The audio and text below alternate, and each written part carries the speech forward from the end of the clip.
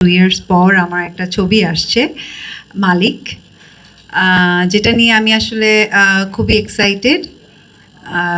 যদি শুরু থেকে বলি, সাইফ চন্দন ভাইয়া ফার্স্ট যখন আমার বাসায় আসে, আমি যখন গল্পটা শুনি, গল্প শুনে আমার খুব ভালো লাগে এবং সেই সাথে শুনি যে শুভ ভাই। সো শুভ ভাইয়ের সাথে কাজ করে সবসময় অনেক আরাম পাই।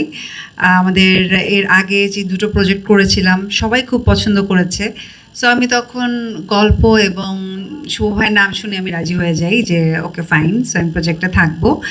এবং আমাদের এই প্রজেক্টের যে প্রডিউসার ডিভাইন মাল্টিমিডিয়া শাওন ভাই যেটা বললো যে মিশা ভাইয়া যে উনি অসাধারণ একজন মানুষ।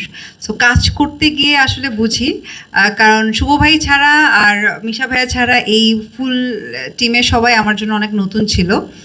আমি সবার সাথেই যেহেতু ফার্স্ট টাইম কাজ করছিলাম, একটু শুরুর দিকে বুঝতে পারছিলাম না যে কিভাবে কি হবে, বাট পরবর্তীতে গিয়ে আসলে আমাদের প্রজেক্টটা খুব সুন্দরভাবে শেষ হয় এবং আমরা খুব আনন্দ করি।